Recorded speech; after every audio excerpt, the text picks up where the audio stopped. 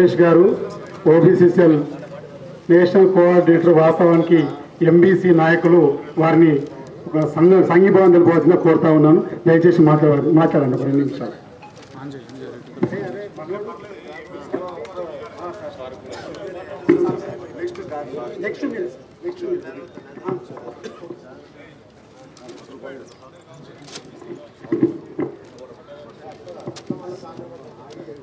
OU BC JAC ఆధ్వర్యంలో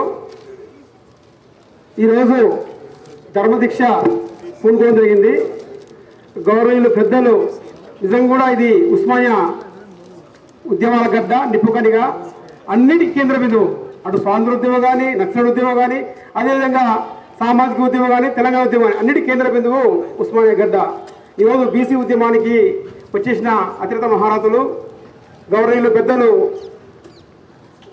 justice ఈశ్వర sir గారు, అదేవిధంగా చిరంజీవి సార్ గారు, అదేవిధంగా ఎమ్మెల్సీ కోదండ సార్ గారు, అదేవిధంగా ఈ తెలంగాణ దిశ మార్చే గొప్ప మహానోత్తమైన ఆశ ఉన్న వ్యక్తి, 12,000 కిలోమీటర్లు తిరిగి ఈ అన్ని వర్గాల సామాజిక ఉన్న గొప్ప నాయకుడు విశాఖ నారాయణ గారు, ఉస్మానియా విద్యార్థి నాయకులందరికీ కూడా సంఘీభావం తెలుపుతూ, భారత్ జోడో యాత్రలో నేను ఒక భారత్ యాత్రిగా రాహుల్ గాంధీ వెంట కన్యాకుమారి నుంచి కాశ్మీర్ వెంట నడుస్తూ 12 రాష్ట్రాలు 4,000 కిలోమీటర్లు దాదాపు 150 రోజులు పూర్తి చేయడం జరిగింది. అక్కడ రాహుల్ గాంధీ గారు అక్కడ ఉన్న పరిస్థితులు చూసి ఈ దేశంలో 90% మంది ఈ వర్గాలకు ఎస్సీ ఎస్టీ బీసీ మైనారిటీ వర్గాలకు రాజ్యాధికారం లక్ష్యంగా, అదేవిధంగా కులగణన చేయాలని లక్ష్యంగా రాహుల్ గాంధీ గారు అందరినీ ఆలోచన తెలుసుకోవడం జరిగింది. ఎందుకంటే సామాజిక న్యాయం ఖచ్చితంగా జరుగుతూనే ఈ దేశ ప్రజలు కానీ ఈ దేశ ఉత్పత్తి శక్తులు అందరూ కూడా సంతోషంగా ఉంటాయి. లేకపోతే కేవలం కొన్ని వర్గాల చేతనే, ఆధిపత్య కులాల చేతనే ఉంటే ఈ దేశం విచ్ఛిన్నమైతే చెప్పేసి కోరుకుంటుంది. అందులో భాగంగానే రాహుల్ గాంధీ గారు కులగణన చేయని చెప్పేసి ఏఐసిసి ఆదేశం మేరకు ఇక్కడ పిసిసి మహేష్ కుమార్ గౌడ్ కానీ, గౌరవ ముఖ్యమంత్రి రేవంత్ రెడ్డి గారు కానీ, ఉప ముఖ్యమంత్రి కానీ, మంత్రివర్గం అందరూ కూడా ఒక డెడికేషన్ కమిషన్ వేసి ఎంపరికల్ దాడుతోన పూర్తిగా కులగణన చేయడం జరిగింది. కులగణన చేస్తే ఇక్కడ ఉన్న కొన్ని ద్వంద్వైఖరితో ఉన్న పార్టీలు బీజేపీ కానీ, బీఆర్ఎస్ కానీ దీనికి అఖిలపక్షం ముందుకు రాకుండా, కేంద్రం బిల్లు పెట్టకుండా ఈరోజు ఇబ్బంది పెడుతున్నాయి. స్థానిక సంస్థల కామన్ డిక్లరేషన్ ప్రకారంగా ఈరోజు కాంగ్రెస్ పార్టీ ముందుకు వచ్చింది. కాబట్టి రేపు మీరు కూడా బీజేపీ కానీ, బీఆర్ఎస్ కానీ ఖచ్చితంగా వచ్చి మర్యాదగా, అంటే మాకు రావాల్సిన హక్కు వాటా ఇస్తే సరిపోయే, లేకపోతే మేము సాంఘిక బహిష్కరణ చేస్తాం, కులాల పరంగా బహిష్కరణ చేస్తాం. ఎందుకంటే చాకలి, మంగలి, కుమ్మరి, కమ్మరి, వడ్డరి, అదేవిధంగా మేదర, సాగర, ఉప్పర అందరి కూడా కులాలు ఈరోజు ఉత్పత్తి కులాలు.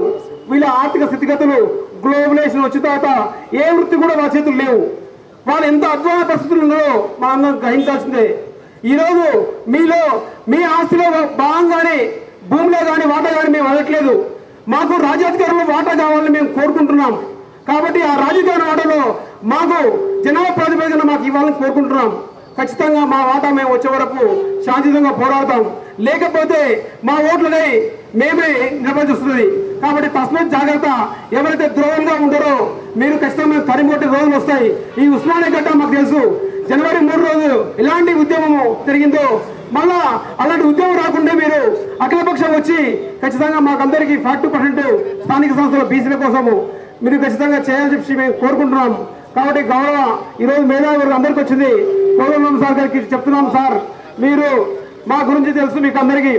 ఈరోజు తెలంగాణ ఉద్యమంలో మా చావు లెక్క వేయకుండా మేము చేసినాం. 2001లో ఉస్మానికి వచ్చినాం. తెలంగాణ సాధిస్తే మాకు మా జీవితాలు బాగుపడతాయి, మాకు ఉద్యోగాలు వస్తాయి, లేదా మేము రాజకీయాలు వాడాల్సినాం.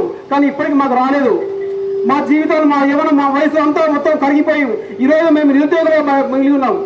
కాబట్టి దయచేసి మా వాట కోసం మీరందరూ వచ్చి కలిసికట్టుగా మాకు తోడుగా ఉంటారని మేము కోరుకుంటున్నాం. కాబట్టి మా సాధన లక్ష్యంలో మేమందరం పార్టీల ఖచ్చితంగా ఈరోజు జెండా పక్కకెట్టి ఒకటే జెండా బీసీ ఉద్యమానికి ఖచ్చితంగా మేము కలిసి ఎస్సీ ఎస్టీ బీసీ మైనారిటీలందరూ ఏకంగా ఉండి ఈ తెలంగాణ రాష్ట్రంలో ఒక గొప్ప సామాజిక విప్లవానికి నాందిగా పలుకుతామని చెప్పి కోరుకుంటూ ఖచ్చితంగా రాని వాళ్ళను తరిమి కొడతాం. ఖచ్చితంగా ఇది గ్రామాన్ని విస్తరించి ఖచ్చితంగా ఈ ఉద్యమాన్ని బలోపేతం చేసి ఉస్మానియా జేఏసీ నుంచి కూడా పిలుపునిచ్చేస్తుంది. కాబట్టి ఈ రోజు సంఘీభావం వచ్చిన అందరికీ కూడా ప్రత్యేక ధన్యవాదాలతో జై బీసీ, జై బీసీ.